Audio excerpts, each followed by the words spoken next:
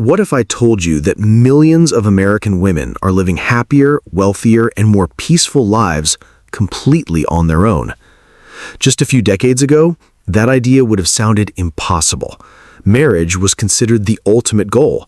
A husband wasn't just a partner, he was often a financial necessity.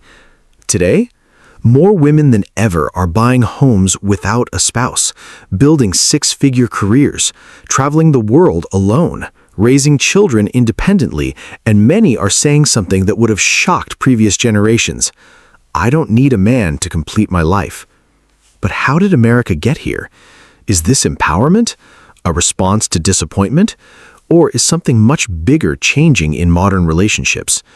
Because this isn't just a dating story. It's a story about money, freedom, technology, changing expectations, and a generation that's rewriting the rules. If you've spent any time on TikTok, YouTube, or Instagram lately, you've probably noticed a growing trend. Videos of women proudly showing their first home, women celebrating promotions, women traveling solo across Europe, women saying they would rather stay single than settle for the wrong relationship. Some people celebrate this. Others believe it's destroying families. And many men wonder, what changed? The truth is, this didn't happen overnight.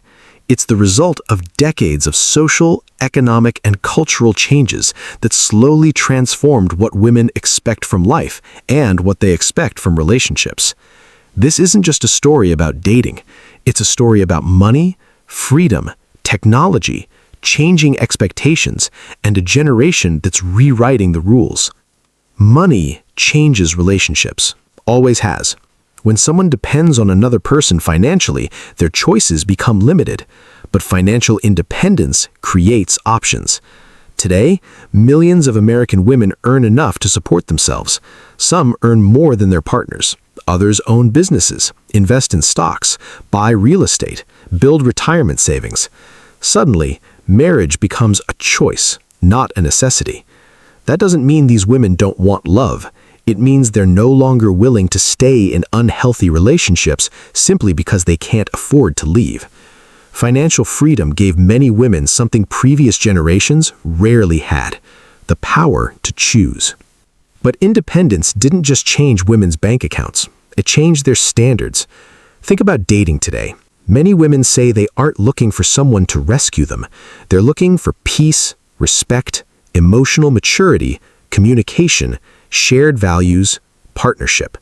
In other words, if a relationship adds stress instead of happiness, many would rather stay single. And that's one of the biggest cultural shifts happening in America. For previous generations, being single often carried stigma. Today, many women proudly describe themselves as single by choice, not because they gave up on love, but because they believe being alone is better than being in the wrong relationship. For some people, that's empowering. For others, it's deeply controversial. But regardless of where you stand, one thing is impossible to ignore. Relationships are changing faster than ever. And in the next chapter, we'll explore another powerful force that's quietly reshaping modern dating: social media. Because the internet didn't just change how people meet, it changed what people expect from love itself. Before we continue, it's important to remember something. There isn't one story that represents every American woman. Some women dream of marriage, some never want it. Some are happily married, some are divorced, some are raising children on their own, and some are still searching for the right partner. The stories you're about to hear aren't meant to represent everyone. They reflect experiences that many women in America have shared in interviews, podcasts, articles, and online discussions. Emily grew up believing that by 30, she'd have a husband, a house, and 2 kids. Instead, at 32, she had something completely different: a successful marketing career, her own condo, a rescue dog, a passport full of stamps, and weekends she actually looked forward to. For years, she dated hoping every relationship would be the one. But after a series of disappointing relationships, something changed. She stopped organizing her life around finding a partner. Instead, she started organizing it around herself. She enrolled in cooking classes, joined a hiking club, visited Italy by herself, took financial planning seriously. She says one sentence changed her mindset: I realized I wasn't waiting for life to begin anymore.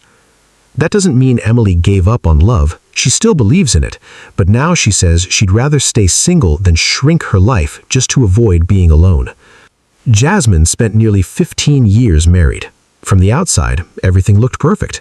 Family photos, holiday vacations, a beautiful home. But privately, the relationship had become emotionally exhausting. Arguments became normal, communication disappeared. She remembers sitting in her car after work one evening because she didn't want to go inside the house. Eventually, she filed for divorce. Friends worried she'd regret it. Instead, she describes the first year after divorce as frightening, but freeing. She learned how to manage her finances independently. She rediscovered hobbies she had abandoned years earlier. She made new friends. Today, Jasmine says something that surprises many people. "I'm not against marriage. I'm against losing myself." That distinction matters. Sophia works remotely in software development. She earns a comfortable income. She can work from almost anywhere. While scrolling through social media, she noticed something interesting. Many of her friends seemed to stay in unhealthy relationships simply because they were afraid of being single. She asked herself a difficult question. Why am I treating being single like it's a problem that needs solving? Instead of chasing relationships, she started investing in herself. She built a fitness routine, started therapy, improved her mental health, saved money, visited national parks she'd always wanted to see. Her biggest surprise? She stopped feeling lonely once she built a life she genuinely enjoyed. Now she says, if someone joins my life, great, but they shouldn't become my entire life.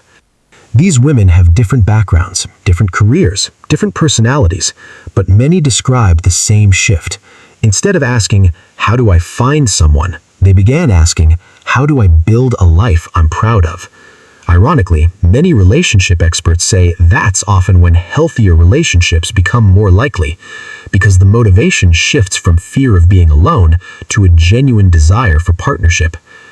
Of course, another major influence can't be ignored: social media.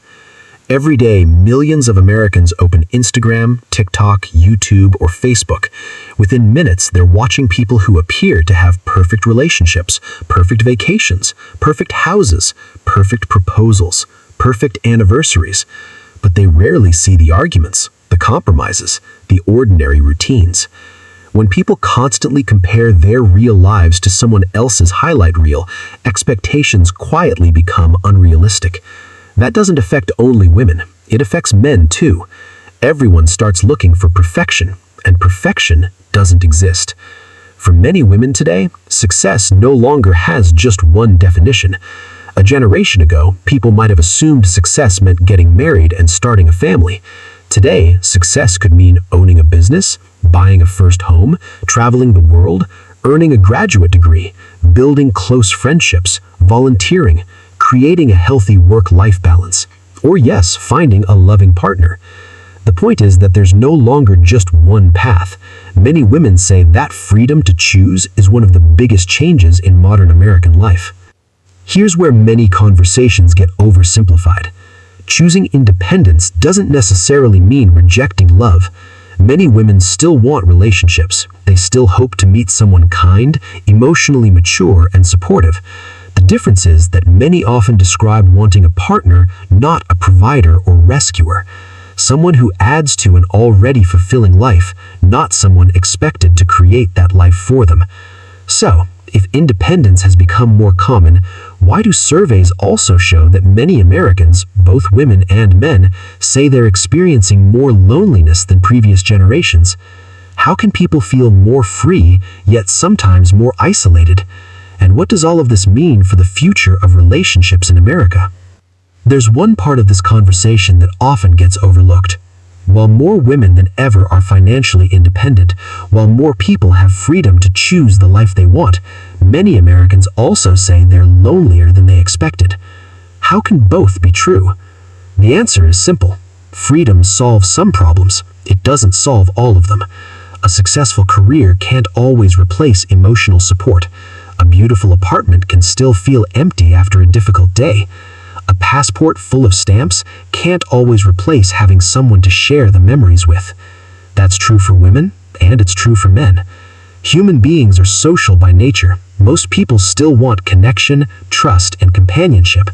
The difference today is that many are no longer willing to sacrifice their peace just to avoid being alone. Dating today isn't necessarily worse, it's more complicated. People have more choices than ever before. Dating apps make it possible to meet hundreds of people. Social media constantly introduces new faces and new possibilities. Ironically, having endless options can make committing feel more difficult.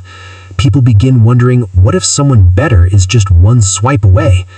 That mindset affects everyone. Women, men, young adults, even people who genuinely want lasting relationships. Instead of building something together, many people keep searching for something perfect. But perfect people don't exist.